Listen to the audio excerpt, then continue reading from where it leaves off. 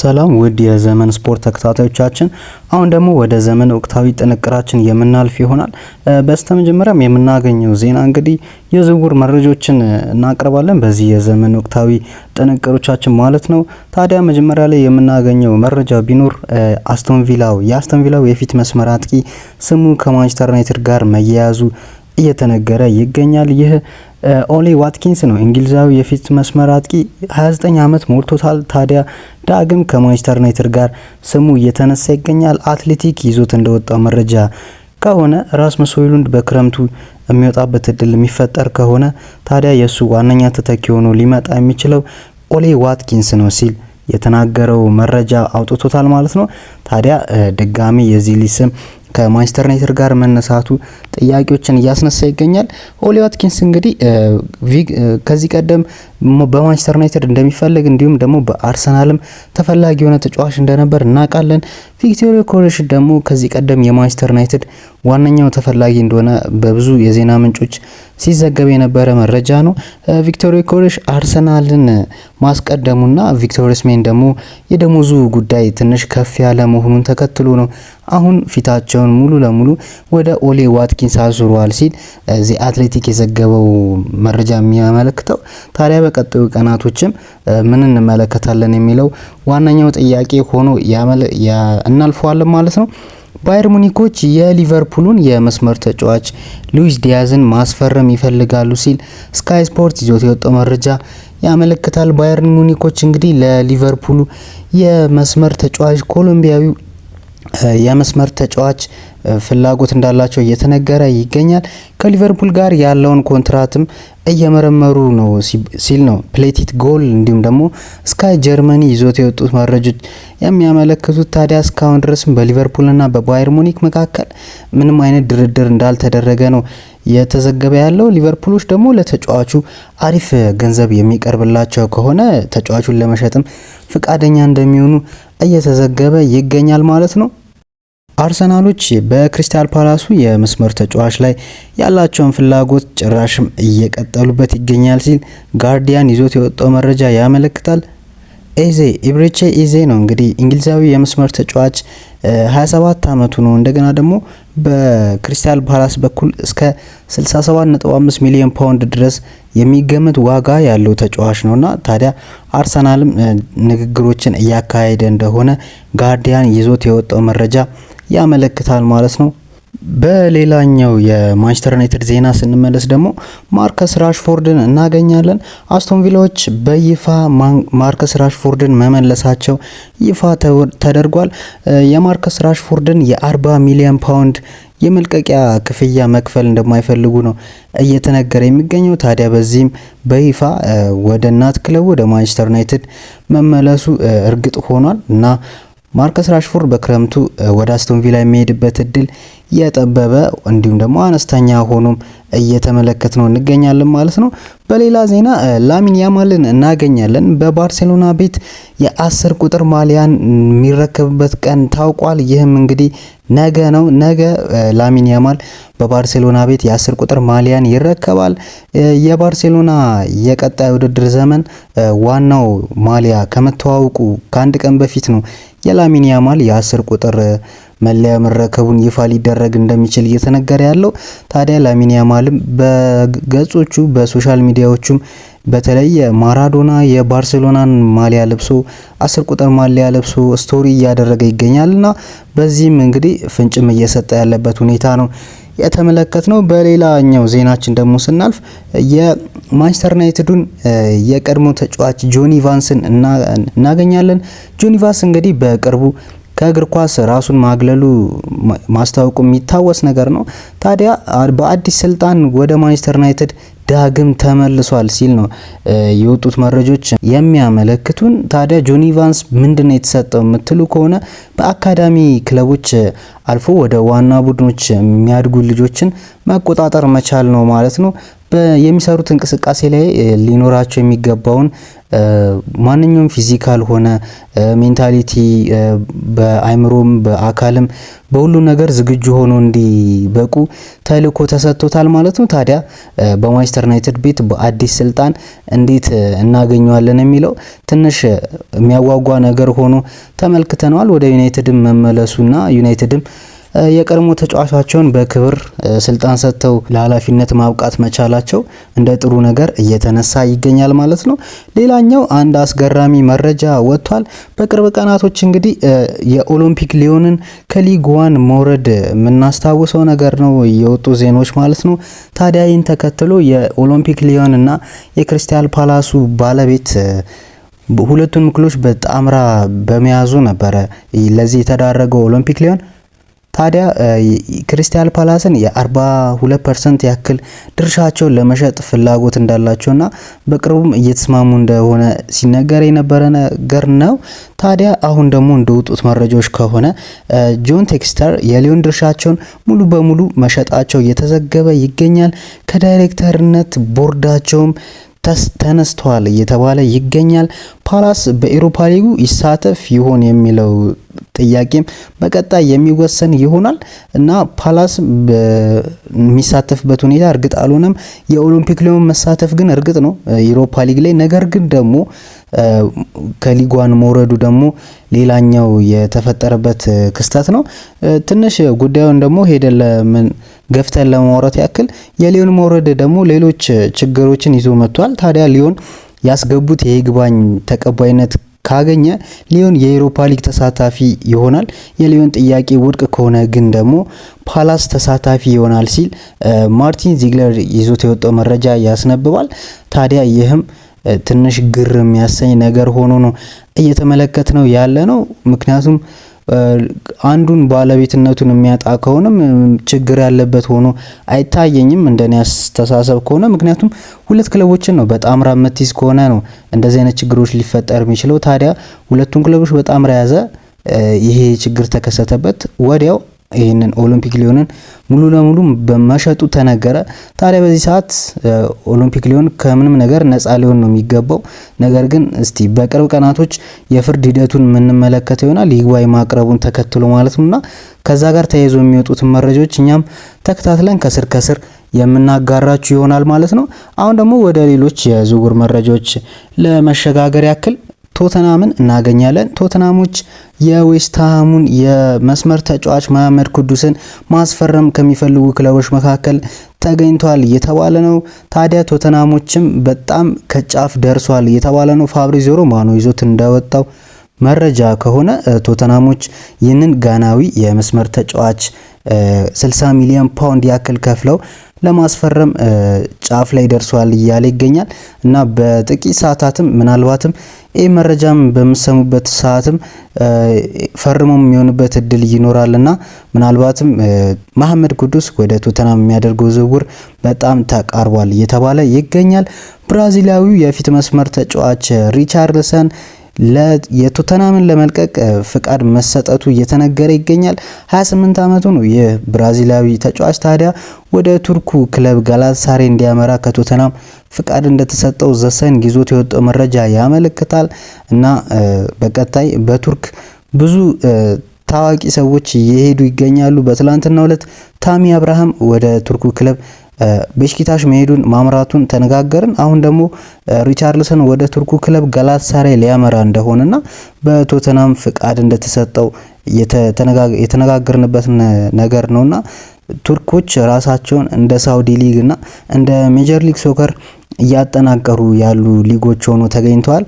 እርግጥ ነው ከሳውዲም ሆነ ከአሜሪካ ሜጀር ሊግ ሶከርም ቀደም ብለውም እንደዚህ ነገሮችን ሲያደርጉ በተለይ በነ ድሮግባ የምናስታውሰው ነገር ነው። ብዙ ስም ያላቸውን ተጫዋቾች እንደሚጠሩ ይታወቃልና አሁንም ይህንን ነገር ቀጥለውበታል እየተባለ ነው። ቼልሲዎች ክርስቲያን ንኩንኩን ጉዳይ በአጥብቆ የተከታተሉት ነው ሲል ሜትሮ ይዞት የወጣው መረጃ ያመለክታል። ይህ ተጫዋች እንግዲህ ፈረንሳዊ ተጫዋች 27 ዓመት ሞልቶታል። ታዲያ በቼልሲ ቤት ያለው ቆይታም ጥሩ የሚባል አይደለም። ቼልሲዎችም ልጁ እንዲለቅላቸው ፍቃድም ሰጥተውታል። እንደገና ደግሞ ከሱ እስከ 35 ሚሊዮን ፓውንድ ያክል ገቢ ለማግኘት እቅድ እንዳላቸው ሜትሮ ይዞት የወጣው መረጃ ያመለክታል። ከዚህ ቀደም ጋርናቾን ከማንቸስተር ዩናይትድ ተረክበው እንዲሁም ንኩንኩን ለነሱ ለመቀየር ፍላጎት እንዳላቸው ሲነገር የነበረ ነገር ነው። ማንቸስተር ዩናይትዶች ግን በአንጻሩ ልጁንም ተቀብለው እንደገና ደግሞ ገንዘብም እንደሚፈልጉ አሳውቋቸው ነበርና ይሄ ነገር ምናልባት የሚሳካበት ሁኔታ አነስተኛ ነው እየተባለ ነው። ነገር ግን ጭራሽ ቼልሲዎች ከልጁ 35 ሚሊዮን ፓውንድ እንደሚፈልጉ እየተነገረ ይገኛል። ክሪስታል ፓላሶች የሚድልስብሮን የመሃል ሜዳ አማካይ ሄደን ሄክኒን ለማስፈረም ፍላጎት እንዳላቸው እየተዘገበ ነው። 27 ሚሊዮን ፓውንድ ያክል ለመክፈል ፈቃደኛ ናቸው እየተባለ ይገኛል። የተጫዋች እንግዲህ 23 ዓመቱ ነው።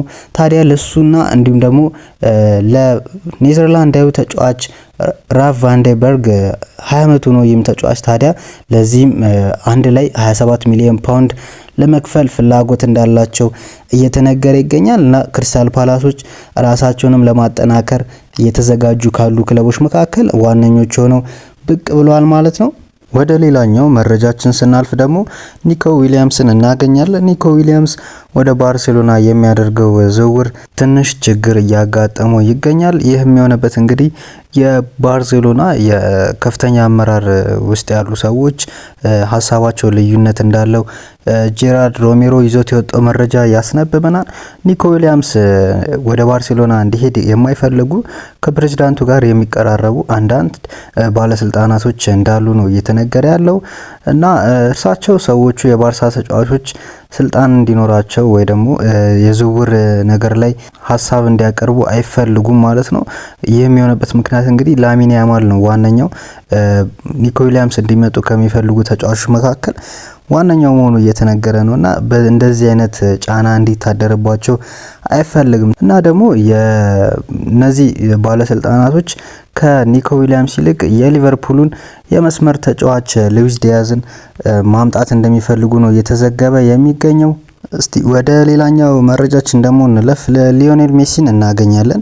ሊዮኔል ሜሲ እንግዲህ የ38 ዓመቱ መሙላቱ ይታወሳል ባለፉት ሳምንትና ታዲያ ባለፉት ቀናት ደግሞ በፒኤስጂ 4-0 በተሸነፈው ከፊፋ የዓለም ክለቦች ዋንጫ መሰናበታቸው ይታወሳል። ታዲያ በ2025 መጨረሻ ላይ ከኢንተር ሚያሚ ጋር ያለው ኮንትራት እንደሚጠናቀቅ ይፋ ሆኗል። ነገር ግን እንደወጡ መረጃዎች ከሆነ ትንሽ የሚያወዛግቡ መረጃዎች ናቸው እየወጡ ያሉት። ኢኤስፒኤን እንደተናገረው ከሆነ ድርድሩ ሙሉ ለሙሉ ቆሟል ማለት ይቻላል ሲል ነው የዘገበው።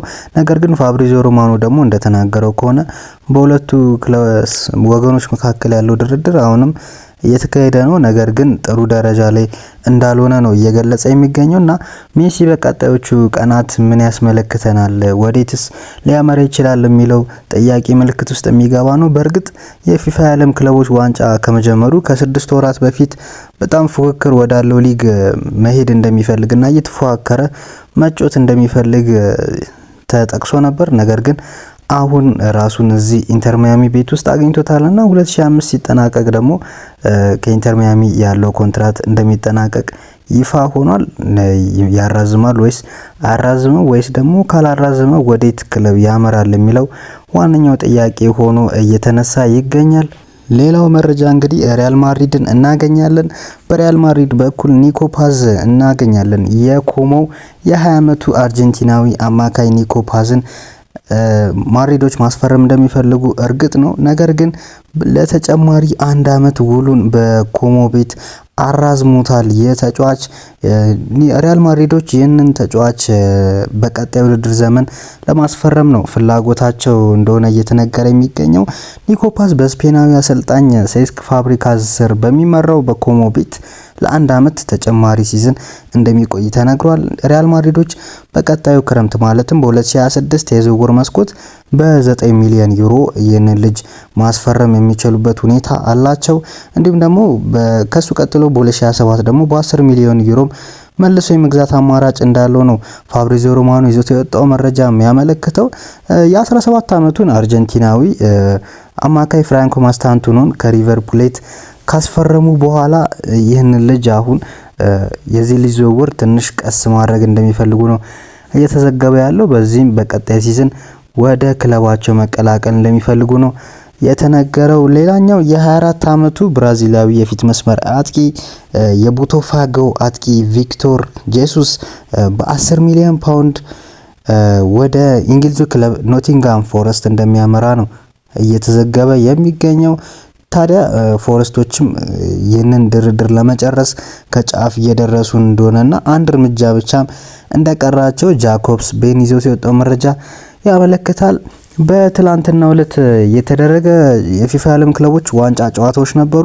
እነሱን እንግዲህ በቀጣዩ የዘመን ስፖርት ፕሮግራማችን እናነሳቸዋለን። ነገር ግን በዛ ስር የተነሳ አንድ አስተያየት አለ።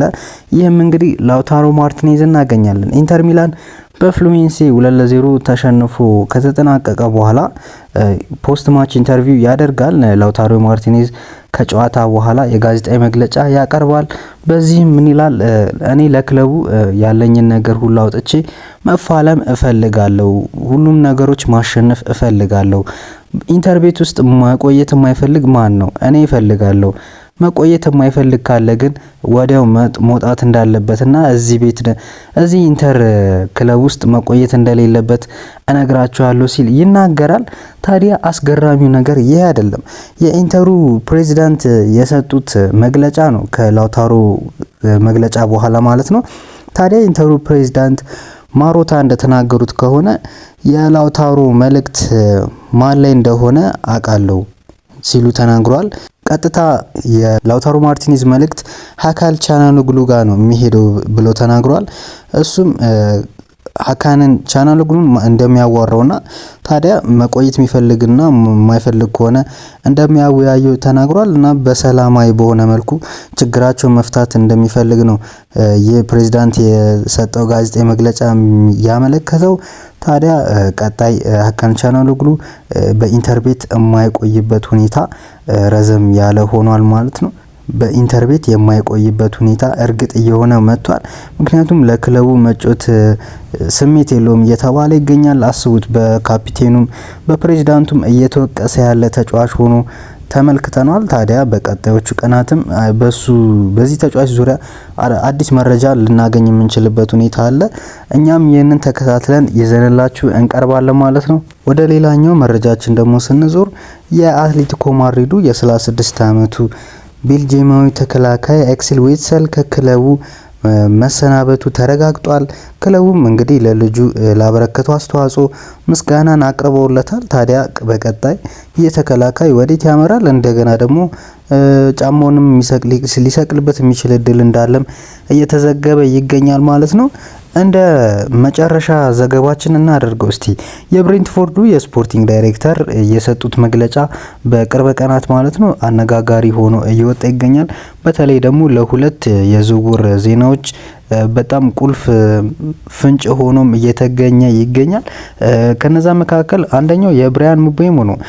በጋዜጠኛ እንደተጠየቁት ከሆነ ምቤሞ እዚህ በመቆየቱ ደስተኛ ነው ወይ ተብሎ በተጠየቀበት ሰዓት ይህ ተጫዋች እንግዲህ ከማንቸስተር ዩናይትድ ጋር ስሙ የተያዘ እንደሚገኝ የሚታወቅ ነው ሲሉ አስታውቋልና ምናልባትም ከማንቸስተር ዩናይትድ ጋር ያለው የዝውውር ሂደት እየተፋጠነ እንዳለ ነው ይሄ የሚያመለክተው። በሱ ዙሪያ ምንም ነገር ሊሉ እንዳልቻሉ ነው እየተዘገበ ያለው። በብራያን ምቤሞ በብሬንትፎርድ ቤት ቆይታው ደስተኛ እንደሆነ ሲጠየቁ ነው ይህንን የመለሱት። ታዲያ ይህም ትንሽ ለዝውውር ዜናዎች እንደ ፍንጭ ሆኖ እየተጠቀሰ ይገኛል ማለት ነው። ሌላኛው ያነሱት ሀሳብ ደግሞ ወደ አርሰናል ወደ አመራው ተጫዋች ክሪስቲያን ኖርጋርድ ላይ ነው። ወደ አርሰናል ሙሉ ለሙሉ እንዳላመራ የሚታወቅ ነገር ነው።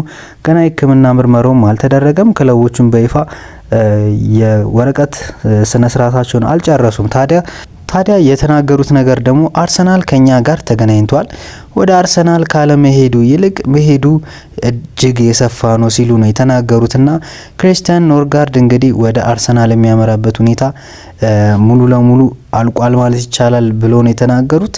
ከዚህ ቀደምም ፋብሪዚዮ ሮማኖም ሆነ ሌሎች እውቅ የዜና ምንጮች እንደተናገሩት ክሪስቲያን ኖርጋርድ ወደ አርሰናል የተጠናቀቀ ዝውውር እንደሆነ አንስተው ነበር። አሁን እኚህም የብሬንትፎርድ የስፖርቲንግ ዳይሬክተር ያረጋገጡት መረጃ ሆኖ አልፏል ማለት ነው። ለዛሬው የዘመን ወቅታዊ ፕሮግራማችን